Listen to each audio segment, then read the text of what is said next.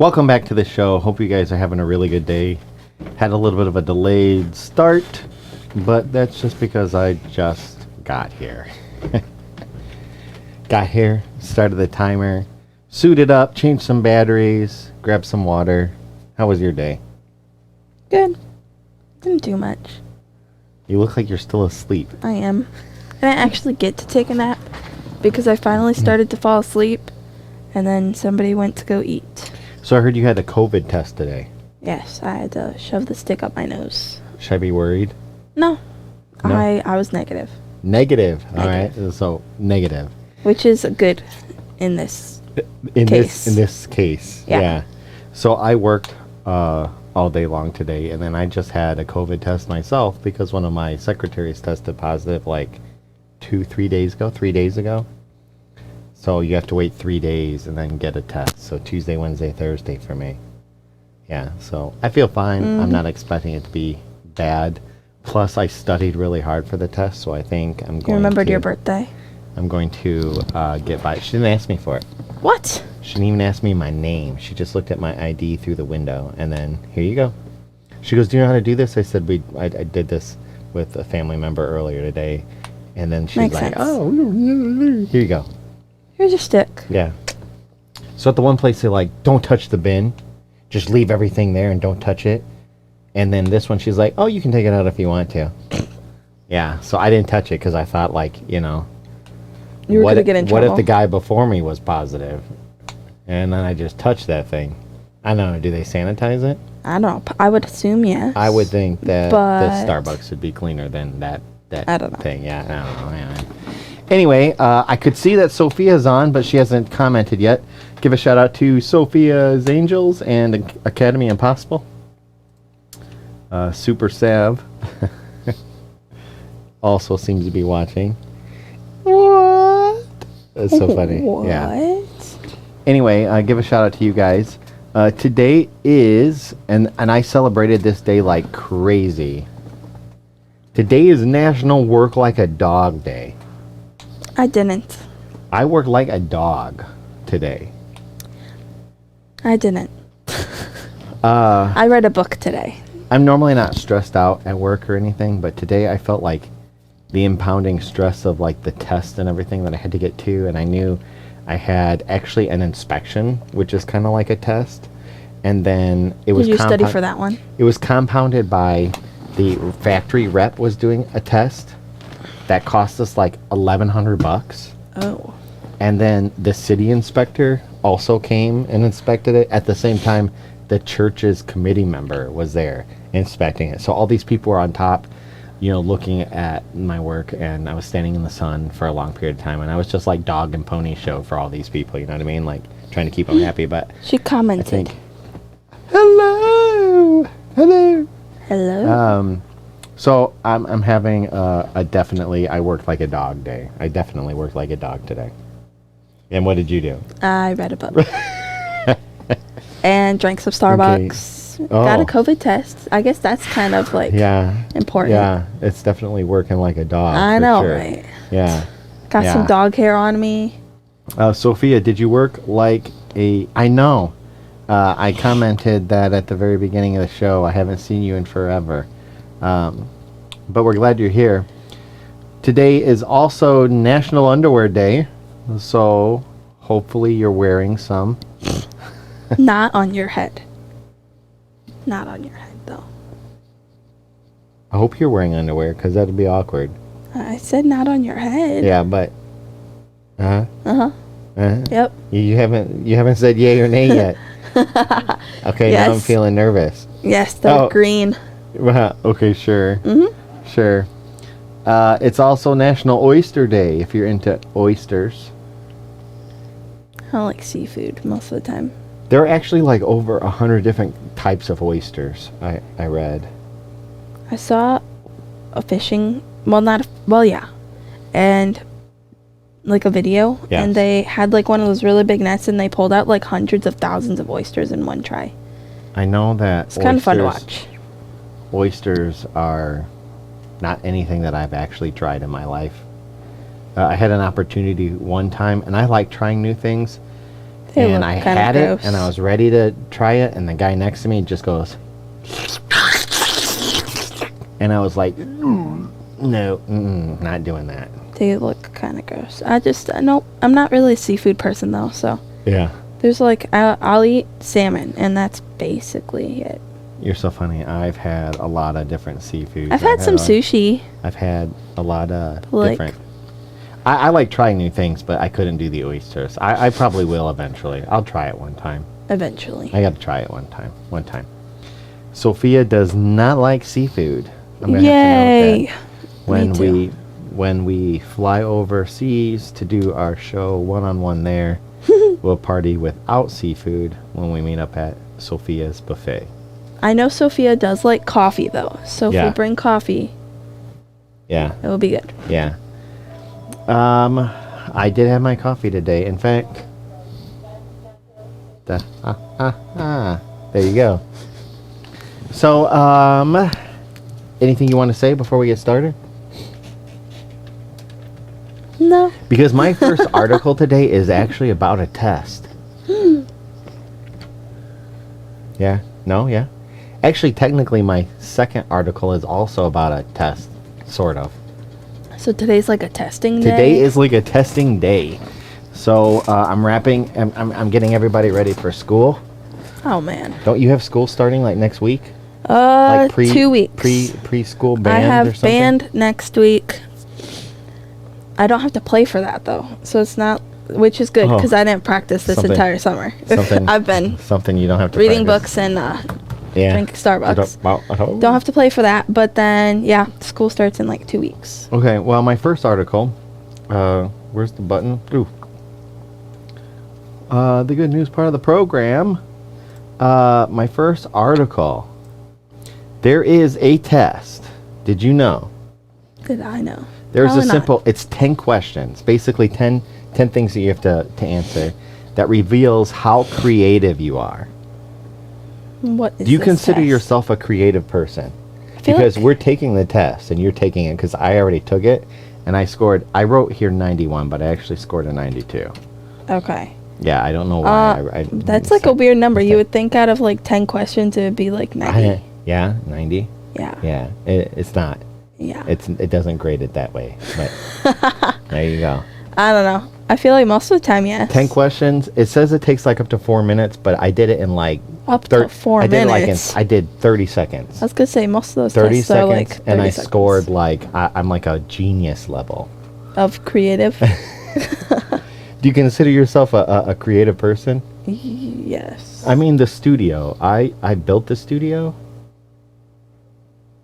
physically and Mentally. digitally and mentally. I built the studio with my spirit. Yes. Yeah. No. Okay.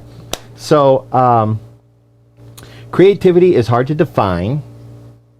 But this test will do it for Yeah, you. yeah, yeah.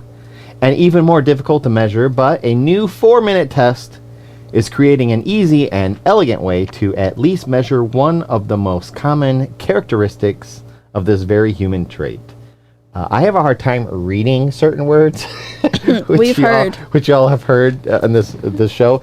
Last week, apparently, I forgot what sound an owl makes, as I started to ask. But did you see last week's show? Clearly not. No, Clearly not. I actually was on vacation last week. Actually, well, just so you know, it stays on the internet. You can watch it, And after. last Thursday, I was actually getting rained on at a zoo while the show was going Okay, on. nobody cares. Oh. So, yeah. Okay. The test is simple and consists of one question with 10 answers. Can you think of 2 words that have nothing in common? What about 5? What about 10? Nouns, specifically. Nouns? Yeah. Okay. Yeah. In case you're wondering. Wondering. Yeah. Okay. Yeah. By measuring the semantic difference between the 10 submitted words, a deep learning algorithm can score one of the most detectable aspects of creativity, the ability to mentally bridge the conceptual gap between things called divergent thinking. Called the Divergent Association Task, or DAT, not to be confused with ADT. It was formulated by a research team from McGill, Harvard, and the University of Melbourne. Jason Olson, a postdoctoral fellow at Harvard, came up with the idea from a childhood game. In a study of 9,000 people, Olson showed that his childhood game was wise beyond its years, as the score followed similar patterns observed in two other common creative tests. The first was the alternative use task, which asked participants to think of novel uses of an object and judge the distance between the established use and the given answer. The second was the bridge the associative gap test, which provides testers with two words, for example, book and wood, and asks them to provide a third which links the two, for example, bookshelf. From people aged 7 to 70 in 98 countries, it was found in the study published in PNAS that demographics mattered very little, with a slight statistical advantage given to younger people and women, but overall the results suggested that anyone can be creative. You're not like cheating, are you? No, I'm taking a test right now. Shh. What test?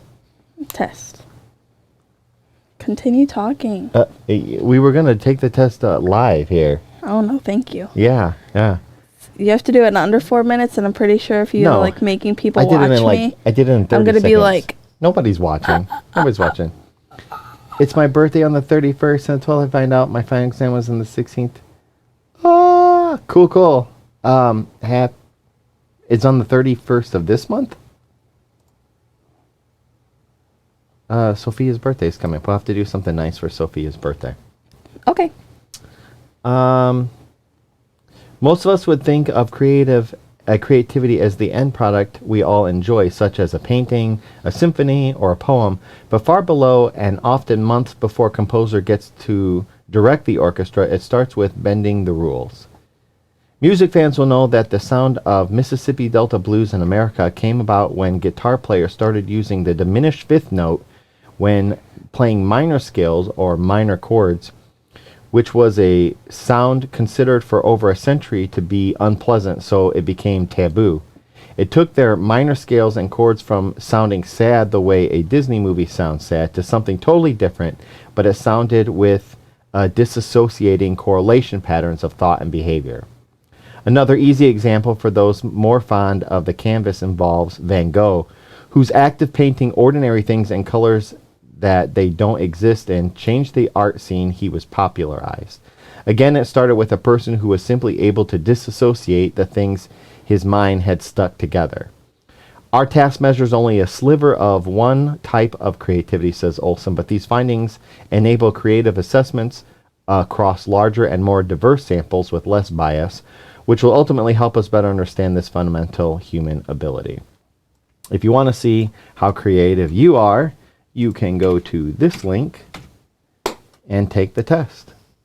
And what it? Hold on, I have to fill out the... 30 seconds. You were talking. We were going to just do it together and it would have been fine. 10 nouns. Hold on. I only got 75. 75? 75. You would think that out of 10, it would be, 70 or 80. Mm-hmm. So 75, that's a high number. What does it say? You scored higher than what? Like 40% of people. I don't know. Okay, so there you have it. I exited out of it. There you have it. She scored higher than... So you're basically like in the middle then. Yes. Higher than 40%.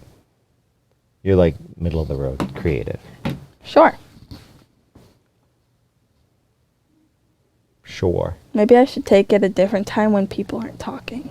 Oh, sure. You gotta take it in your silence. No, I didn't. Mm-hmm. I talk through the whole thing. To yourself? I talked to myself the whole time. I talked and I was like, hey, look at me. Oh, yes. It was like super distracting. That's why I had to finish it in 30 seconds. I just randomly came up with 10 nouns. I didn't actually read the instructions or the directions. I just figured that I didn't know I was trying to come up with something that didn't mean anything. So my first one was pretty bad because I had road and bus. Which, a bus drives on a road. And then I realized that I had made that mistake. I shouldn't have. But the other ones I just picked random words, random nouns. Yeah. So I'd be curious.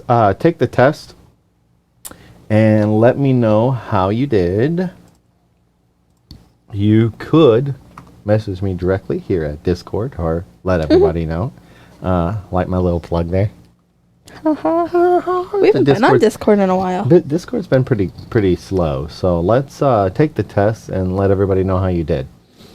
My next article, which is also a test, sort of. Do you know what Mensa is? No. What? Wow.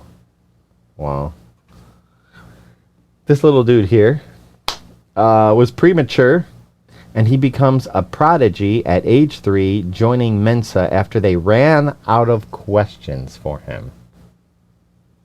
Wow. They ran out of questions. Wow. Ran out. He could answer them all. Just ran out. Ran out of. Look at him. He's painting. Couldn't figure this one out. So more than 3 years ago, at a hospital in Portland, Oregon, Lawrence Lundberg was born prematurely. After spending several weeks in the neonatal intensive care unit, doctors expected the boy to have significant delays in cognitive development. Despite not hearing more than 2 words during the first 2 years of his life, Lawson's mother, Sarah, witnessed a sudden change. He seemed leaps and bounds ahead, learning shapes without us having to teach him, learning words we don't even remember saying around him. Earlier this year, during the ice storm, we were without power for a few days, and during that time he learned the names of countries and their capitals.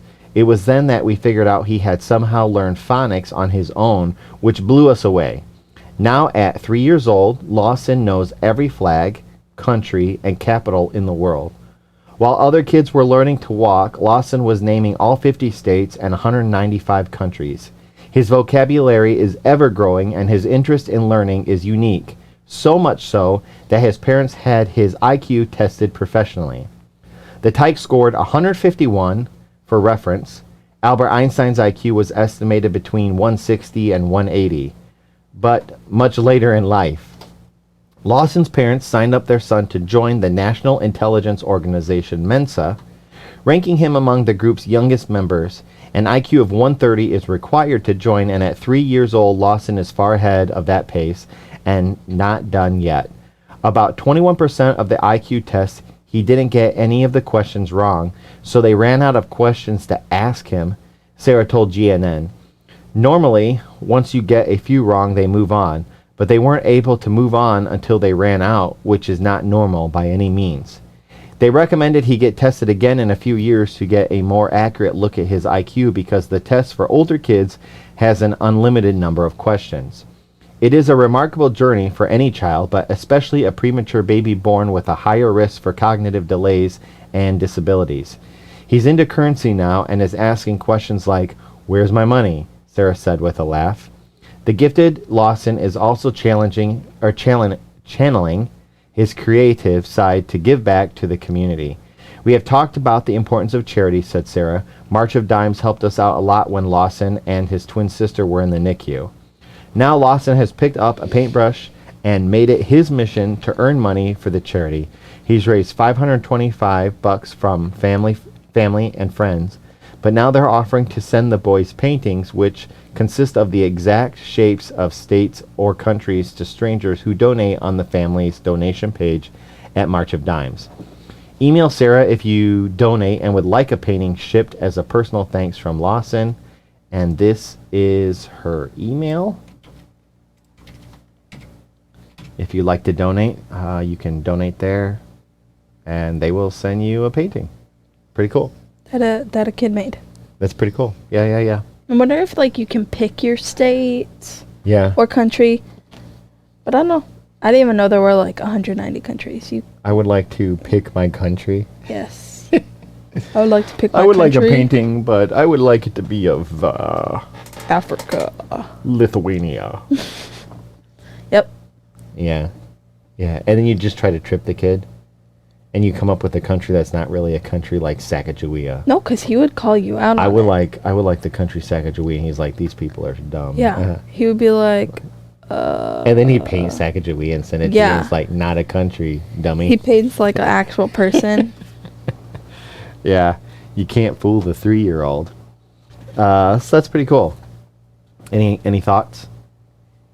Your No. score is 83.5, higher than 77.52 of the people who have completed this task. Nice. So Sophia's in like the top. She's like the top 25%. Mhm. She's smart. They must have like a Mhm. lot of smart people where she comes from. She's creative, I guess I shouldn't say. I don't know what country is that. Just Sophia, call the little kid. England. You're so funny. So, cool. All right, yeah. 83.05. That's nice. Oh no. 83.05. Nice score. Very nice score. My next article is kind of fun. Let me see. I think I have a picture. Kind of fun. Oh, no. You don't have a picture? Oh, I have a video. Whoops. Let me see if I get the video ready. Hold on. Whoops. Whoops. Whoop. Whoops. I'm going to get the video ready because they always have, like, ads. Haha. Whoops. I guess there's not.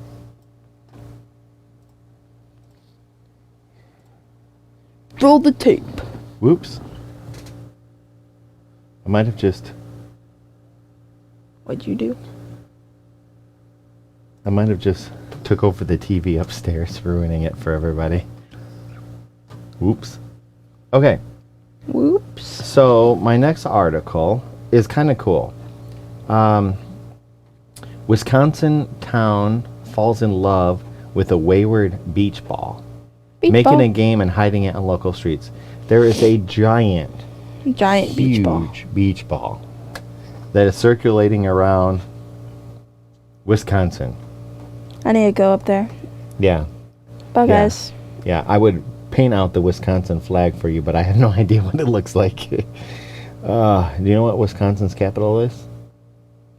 You do know that. Come on. No. Didn't you just take a test on this? When? I don't know. When? 3 years ago. Okay. I studied for that one. So last week, the buzz for the 100. citizens of Stoughton, Wisconsin, was a rather unusual new mascot that came to town. The errant, inflatable, since dubbed Roly-Poly-Oly, escaped the confines of its yard, but rather than return the behemoth beach ball, began making the rounds and bringing spontaneous outbursts of happiness wherever it appeared. Ollie's excursion as a neighborhood goodwill ambassador began as a fluke. Honestly, it started as misplaced. Someone on the Stoughton Facebook page reached out asking if someone was missing a huge beach ball because there was one that had blown to the end of the road, and that's literally how it started. Instagrammer Catherine Marshall Cartman told 98.1 KHAK. From there, people started signing it, sending it around, sending it to different streets. Fellow resident John Thompson told Channel 3000 News, "It's just spontaneous. People just love it."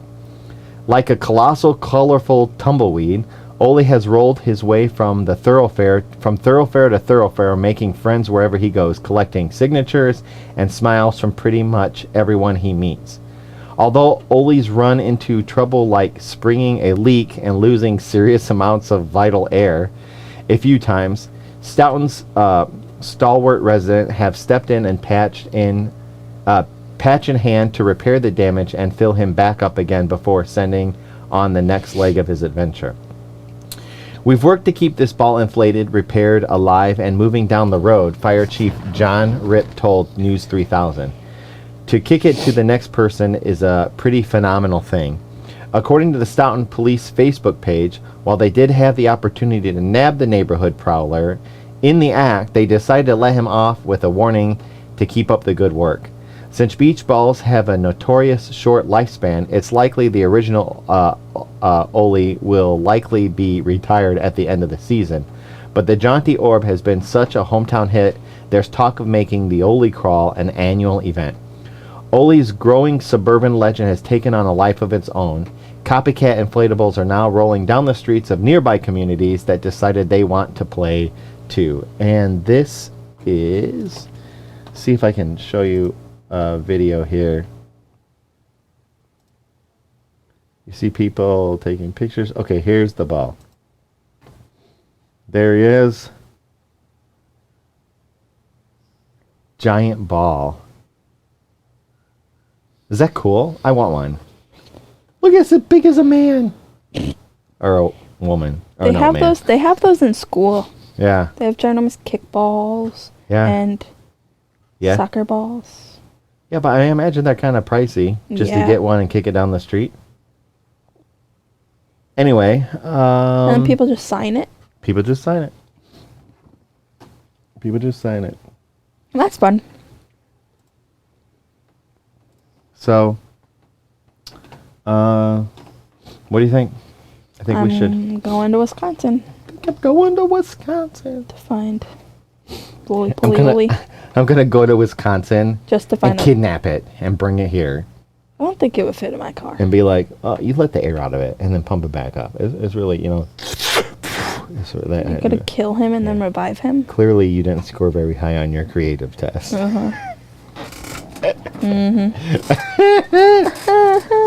Okay, so my next article is this lady. This mom sparks creative imagination in kids with her toys made from cardboard boxes. Are they like little airplanes? Like cardboard boxes. Well, yeah, but like you can. I put my sister in a box and she pretended it was an airplane for a while. I remember putting my kids in a box and then just taping it shut, and I got some peace and quiet for like an hour till they fell That's asleep. rude. Till they fell asleep. I'm kidding. I didn't actually do that. But I do know that like kids like opening presents at Christmas time. Yes. And it's really cool to just open the present. So I don't care about the present. Just like I wrap think some like, empty I think boxes. if you wrap some empty boxes, they'll be like happier than happy, just ripping it apart. Yes. Just flying through there. Yep. Flying through. You want me to help you open it? No. Yeah, I have a little one who's like, I'll help you open it. She doesn't care what you get. She doesn't care about what's in there. She just wants to rip the paper off of it. She rips it and then like Just rip it. throws Just, it. wow. So this lady, this smart mom is saving parents money by showing them how to make intricate kids' toys from cardboard boxes. Engineer and mother of two, Nazdar Taib, maybe Taib, builds everything from kitchen sets to pirate ships, You have to and she allow shares it. tutorial videos online for others to enjoy. What's that? You have to allow Okay. Sophia's You used to put. message. Which is funny because it's like swearing, but she said put. Yeah. No, that's true. It's nice dragging people around. I used to like drag my sisters behind my four-wheeler in like an inner tube, like in That the snow. sounds safe. In the snow. Oh yeah, it's a lot of fun. So, Nazdar creates toys, school buses, barbecue grills, cars, washing machines, and anything else her 5-year-old son and 2-year-old daughter desire. I know some parents can't buy things for their kids, like a playhouse or play kitchens, because they're expensive, so why not make it from cardboard, said Nazdar, who lives in Tennessee. Here is a picture of a school bus. Ooh, Ooh. school bus. Whoa. I think it's more fun to make it with your hands, and your kid will love it. My son asked if I could make a pirate ship for him, so I made a pirate ship. They said, can you make a food truck for me? So I made a food truck. Nazdar began making her no-budget creations 2 years ago, and last year she started a YouTube channel, Boxy World. I will post that here if you want to Google it. To help other parents save money and get creative. Each toy is cleverly designed to fold up neatly for storage. You can fold them, take them apart, and save them for later, Nazdar said. I put all them in my big closet and just ask my kids which one they want to play with. Here is another one. Kids get bored, and very quickly they play with them for a while. And when they get bored, And then they get bored. Sorry. So cardboard is great because it's free or inexpensive and really easy to find. I just buy some tape and washable paint, or sometimes I don't paint them at all. It really just doesn't cost me a lot. Here is a ship, the pirate ship. Each item takes Nazdar approximately 4 hours to make, and she encourages other parents to give it a try if they can find the time.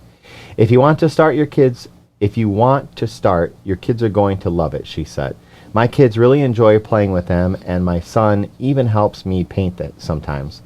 It's a fun experience. So,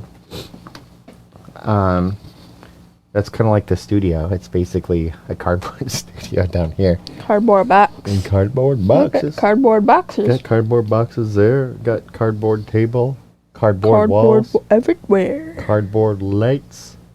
Woohoo. I guess it's less cardboard-ish, but... No, definitely all cardboard down here. Yeah. Amazon had a lot to do with it. So, what would you build? Castle. A castle. See, I would like build a food truck and then put it in the front yard and actually sell food out of it. People coming by, make some extra cash. Build a lemonade stand. Like, what kind of food are you making in your food truck? Like peanut butter jelly sandwiches. She should make the son a taco truck, and then the girl can have a lemonade stand, and they just go from one to the next. So then, got some money. Just throwing it out at them. No, yeah. Don't know. Yeah, I don't know. Okay. I don't know. So my next article is pretty cool. How much time do we got? Oh, we got time. We got time. Right? Yes. Is that? Oh, yeah, recorded. Okay. So, this Israeli woman donates her kidney to a 3-year-old Palestinian boy in Gaza. That reminds me of these TikToks I saw of this woman. She was like, I need a kidney. Like, negative blood or something. And then somebody, duetted it on TikTok. And they were like, you can have my kidney. And then they ended up doing it. So now, TikTok saved her life. And she has a kidney. TikTok. That's the way to do it. It's not all the time bad. No, it's not. It's not. Just TikTok. I'm on there all day. I like reading books. Tic-tacs too. Tic-tacs too. Tic-tac-toes. Okay. Okay. Are you familiar with the Gaza Strip and everything that's happening over there? No. Oh, well, let me enlighten you a little bit. When armed conflict is a way of life, a lasting resolution may seem beyond reach, and yet, while small acts of personal courage may not ultimately shape the larger outcome, there are some people on both sides who continue reaching for peace nevertheless. Israeli kindergarten teacher and mother of 3, Idit Harel Segal, wanted to do something meaningful for her 50th birthday. Rather than receive a present, she chose to give one. In memory of her late grandfather, Segal decided to donate a kidney. The life-saving gift Segal offered not only aligns with her Jewish faith, but was a way of extending an olive branch as well, because the kidney recipient was a 3-year-old Palestinian boy from the Gaza Strip. Although there are strict restrictions in place limiting the number of entry permits, the Jerusalem-based non-governmental organization Matnat Chaim? I'm really bad with Jewish pronunciations. Was able to arrange for the surgical procedure on humanitarian grounds. To move the little boy to the head of the donor list in Gaza, his father also agreed to donate a kidney to an Israeli patient, a 25-year-old mother of 2.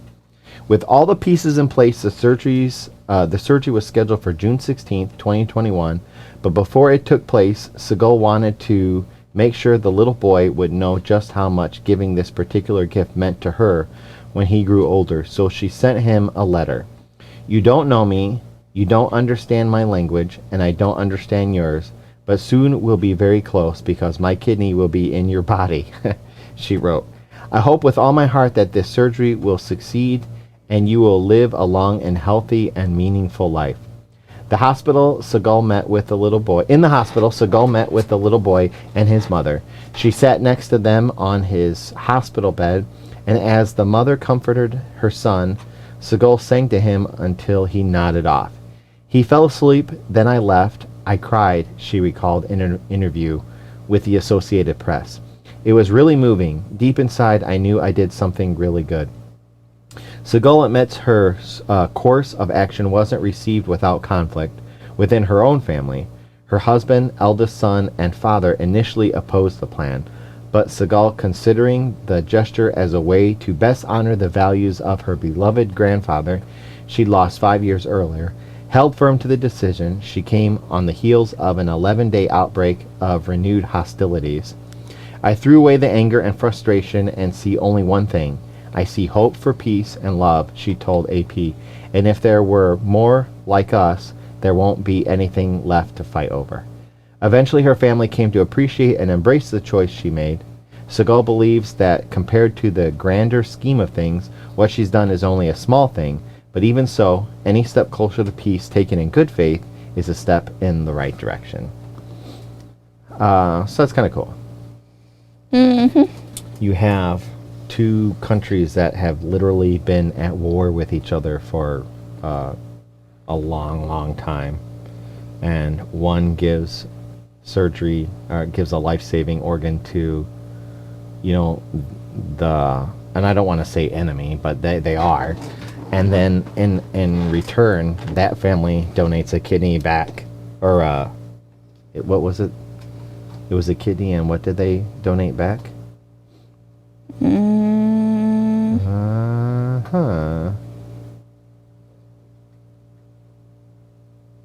Oh, yeah, another. So she donated a kidney, and then the boy's father donated a kidney back. Yes. Yeah, so that's kind of cool. 2 kidneys. Yeah. 2 kidneys. So, my next article... Let's see here. My next article is about this guy. All suave. Look at that. I like his hat. I want one of those. But I'm going to have to grow like a big white beard to do it. To pull it off. This farmer became a YouTube star at 84 years old with his softly spoken words of wisdom. He's got the look of a wise grandfather. And I think the hat helps. I think the hat helps. The hat helps. The hat helps.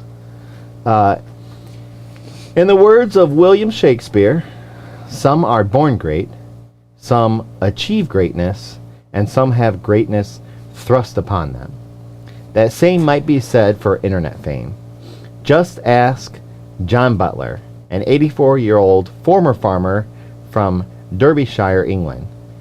Riding a grown-up tricycle, sporting a neatly beard, and often wearing a jaunty Oxford blue beret with matching gloves, the unlikely senior citizen social media sensation has almost unwittingly become a peaceable guru to a devoted and growing legion of adoring fans.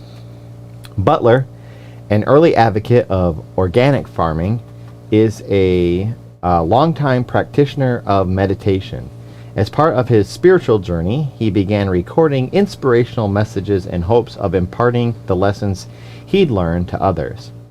The tranquil tone, calming presence, and, per one listener, a voice like a warm glass of milk, with which Butler delivered his homespun advice online, soon struck a soothing chord with the rising tide of viewers struggling to decompress from the day-to-day anxiety brought on by the COVID-19 pandemic.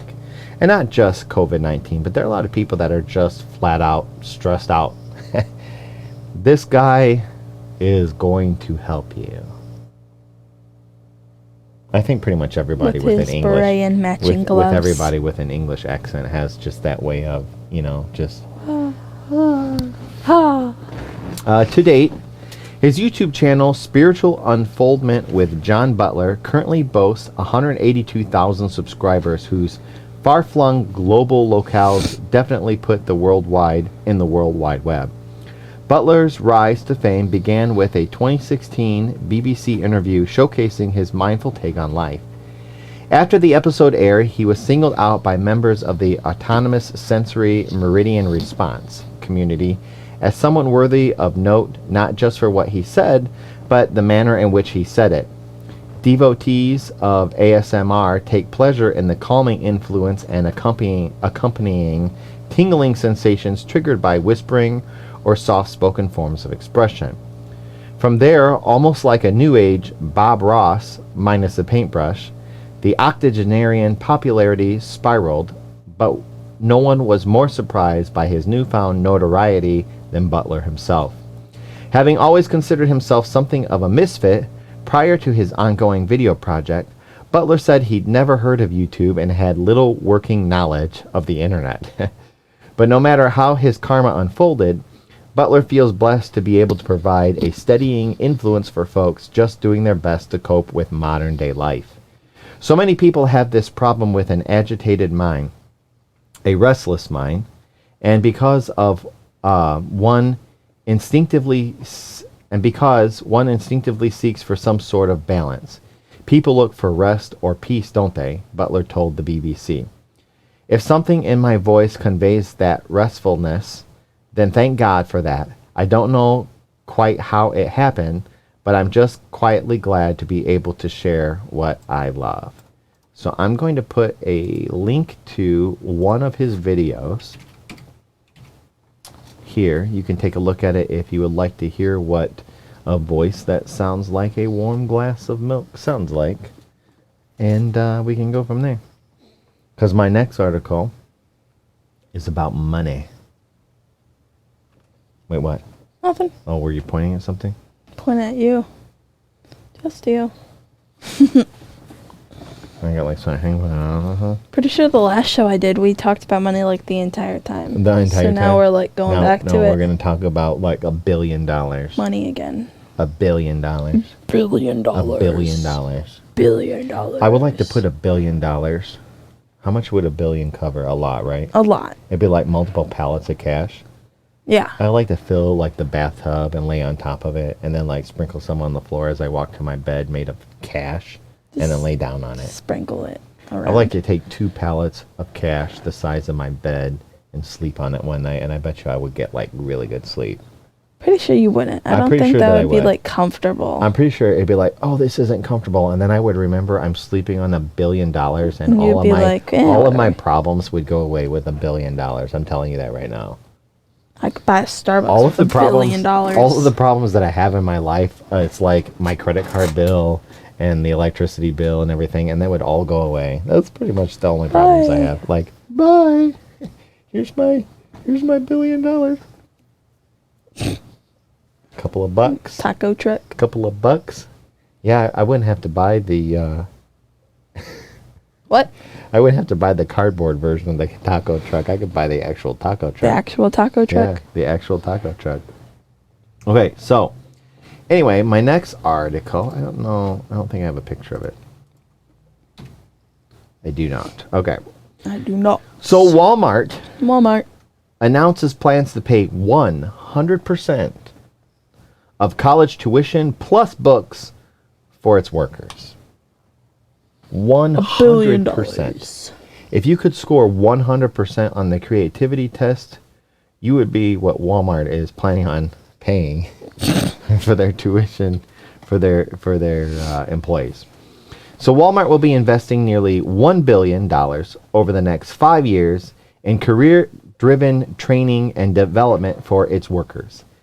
The largest U.S. private employer, the company announced last week that it will pay 100% of college tuition and books for its associates through its Live Better U, LBU, education program. As of August 16th, the $1 a day fee will be removed for associates making all education programs paid for by Walmart. This means approximately 1.5 million part-time and full-time Walmart and Sam's Club associates in the U.S. can earn college degrees or learn trade skills without the burden of education debt. We are creating a path of opportunity for our associates to grow their careers at Walmart so they can continue to build better lives for themselves and their families, says Lorraine Stomsky, Senior Vice President for Learning and Leadership at Walmart. In a statement, this investment is another way we can support our associates to pursue their passion and purpose while removing the barriers that too often keep adult working learners from obtaining degrees. The LBU program was initially designed after consulting with experts, reviewing other employer-provided education programs, and studying the research around what helps drive completion rates among adult working learners. This helped guide the initial $1 a day approach, but the economy and job market have changed, and Walmart is always looking for new ways to encourage more associates to pursue further education.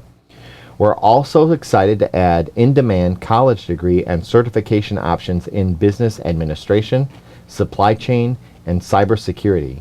These additional offerings join a robust catalog of programs to set associates up for new career opportunities, Stomsky said.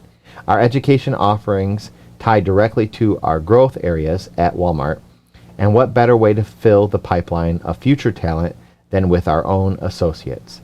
In addition, Walmart will add 4 academic partners, including Johnson & Wales University, the University of Arizona, the University of Denver, and Pathstream.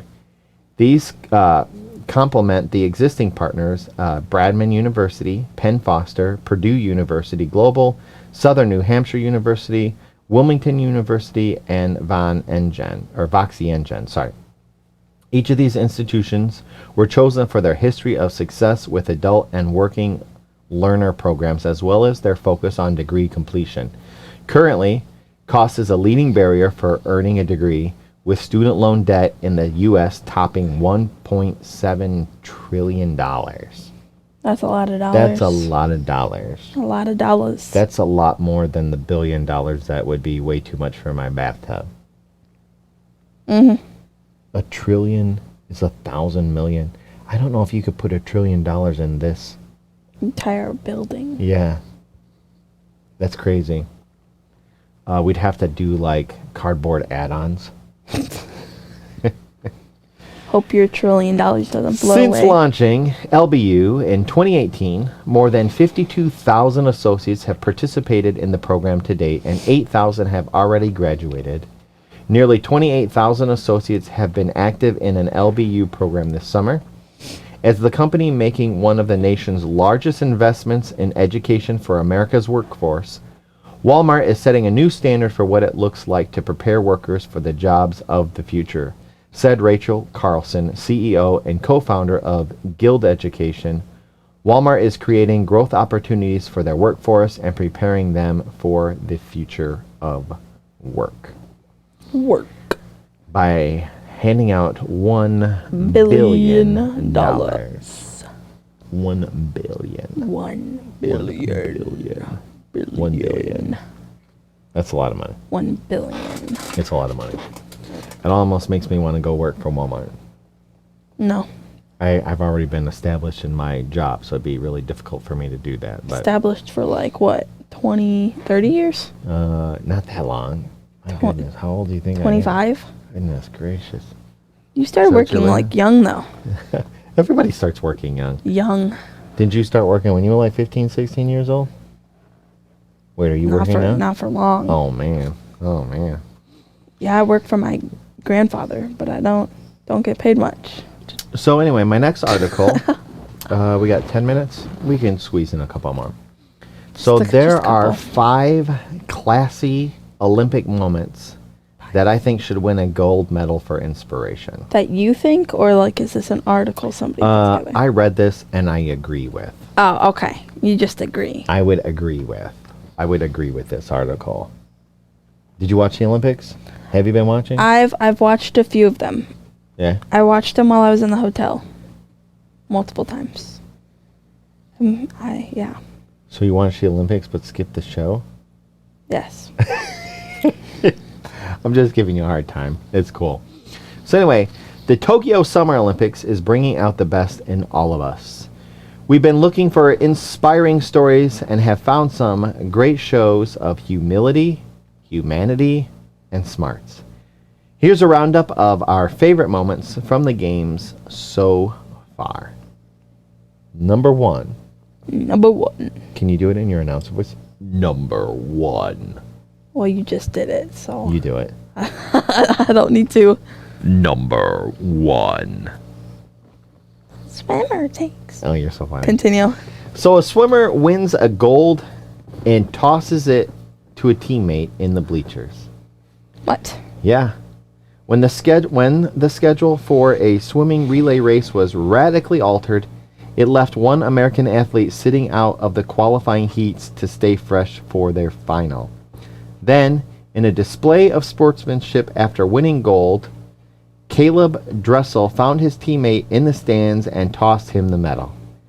After the team's first place finish, as a show of thanks, Dressel located Brooks Curry in the stands and tossed him his gold medal, diverting the gaze of the world toward the man whose fast swimming got them to the finals. While Curry would later receive a medal of his own, only the finalists got to stand on the podium, and Dressel took the opportunity to show what teamwork is all about. He was just like, I won a gold, so. That's pretty cool. There you go. You win the medal, and, it's not just you, because it is a team thing here. But, like, to win the medal, and everybody's like, oh, yeah, let's take a Photoshop, and you're just like, oh, hang on a minute. Yeah. And then there's the one I would definitely, Olympian who knit, like, a little holder for his gold medal. Yeah. And then he also knit himself a sweater, which is kind of cool. Or crocheted. I don't know. One of the two. Okay. Speaking of two. Number of 2. I don't know what that sounds like. It's probably like, yeah. Okay. Runners crash, but then join forces to cross the finish line together. Team USA's Isaiah Jewett had a good shot at the men's 800 meter, but a Botswana runner in front of him fell and they both crashed to the track in a tangle. However, the heartwarming scene that followed proved a real winner. Jewett could see that Nigel Amos was also devastated, so he offered his competitor a hand up, and the pair supported one another, determined to complete the race and cross the finish line together. He apologized, and I was like, let's just finish this race, he told the Los Angeles Times. So if you've seen that, that was pretty cool. It's pretty cool. You just pick them up, and it was like a Cars moment where he pushes the old car, across the finish line. Across it. Yeah, that's kind of cool. That's kind of cool. Not that he's pushing the guy or, but, Yep. it kind of was. I'm trying to figure out how to work that into number 3. High jumpers decided to share the gold. And a real nail biter, 2 athletes in the men's high jump had perfect scores. Each had cleared jumps of 2.37 meters, which is 7 feet, 9.25 inches. Gianmarco Tamberi from Italy and Mutaz Barshim from Qatar had similarly tied in 2010 and had formed a unique bond between champions, especially after each faced career-ending ankle injuries, but recovered. Oh. Tamberi was even on hand for Barshim's 2018 wedding in Sweden.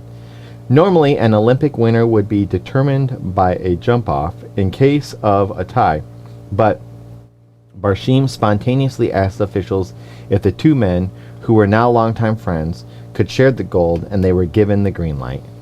I looked at him, he looks at me, and we know it. Barshim told CBC, "This is a dream come true.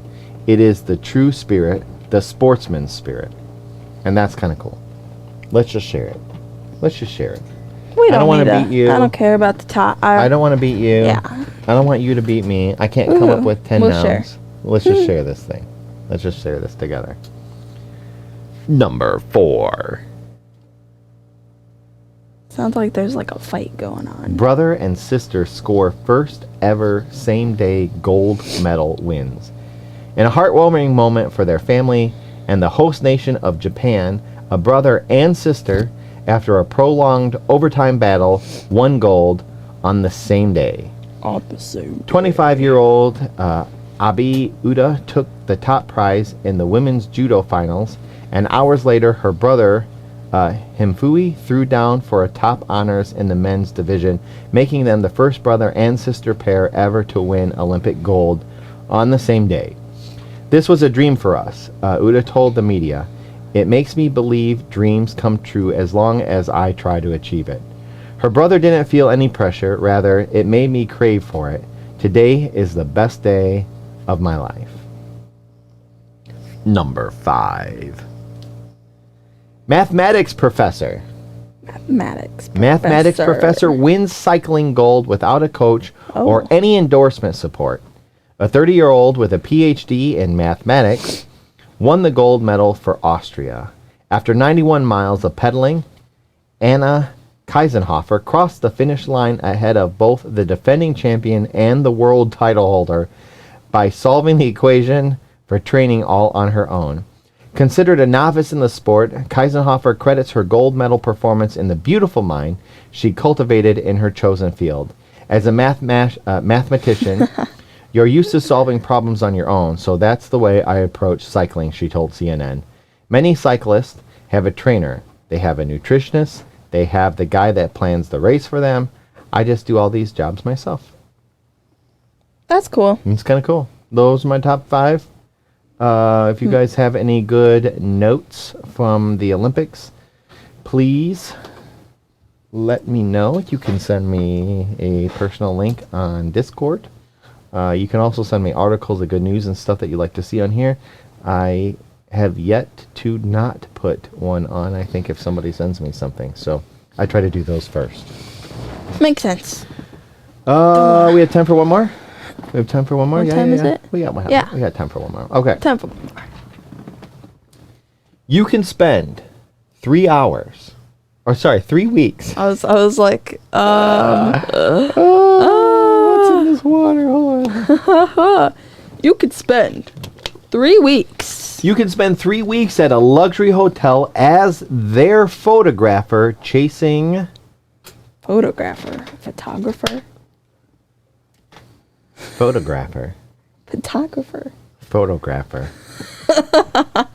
I bet you say tomato. No. What is it? Mater? Okay. A hotel in Iceland is calling all photographers. It can be either or. Photographers.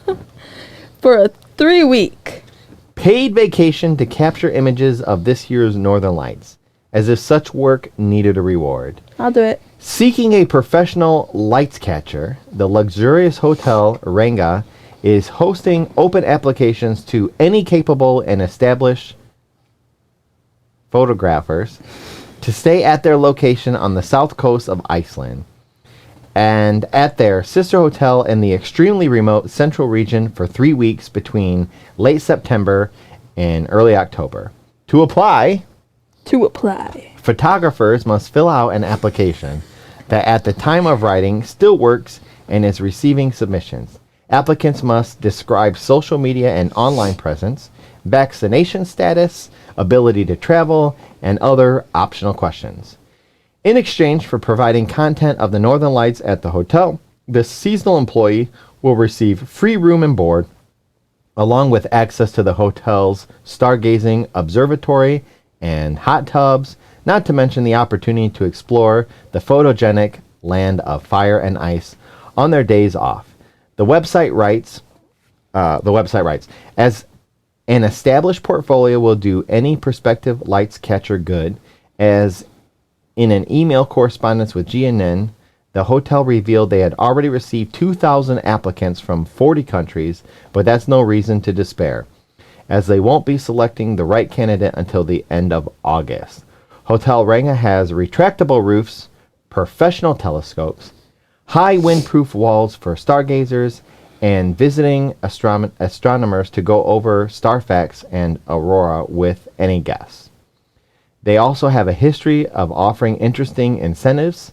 During last leap year, they offered 700 women free stays if they propose to their significant other on Leap Day. Leap day. Leap Day. Leap day. Yeah. So that's kind of cool. Hey, if you're a woman and you would like to stay here for free, bring your significant other, propose to them here on leap year, boom, stay Leap for day. free. Leap day. Leap year day, leap day Leap in day. the year, leap year. On the day of leaping during the leaping. year. Yes. Lords of Leaping, but only for the ladies. And 700 instead of 700. 700 ladies got to stay for free. Only one. Well, maybe two. I don't know how many what? photographers they're going to have. Photographers. Okay. Are we over? Are we over? Well, my next article, I'll just honorably mention this one. For astronomers. Oh. There's a little moon there. Little although that's moon. not the one, I'm sure. Huh. The first amateur astronomer to ever discover a new moon and it's orbiting Jupiter. So we have these professional people. You have NASA. You have the people who threw out the Hubble telescope, even though it was nearsighted, and they had to do corrective surgery on its lens because they messed that one up and had to go back. But all these people in space, Yeah, all of these LASIK. gurus, all of these professional physicists and engineers and all of that, and they have all this catalog this. of all of these moons that are orbiting this giant Jovian planet. Giant And planet. this random amateur guy with his telescope is like, oh, There's a moon they- right there. they missed one. Ha-ha. Yeah. You know what? Suckers. I just want Disney to come back and be like, that's no moon. That's a planet. That's the Death Star. No. Well, anyway, Well. we appreciate you watching the show. We got our honorable mention. Please feel free to watch us. Next week, we will be here hopefully finishing the game. Mario 3D World on Wednesday with Dyer. And then Thursday, we'll be back with some more good news, providing everything goes well. We hope you have a great weekend. We look forward to seeing you next week. Thanks for watching, and good night. Bye, guys.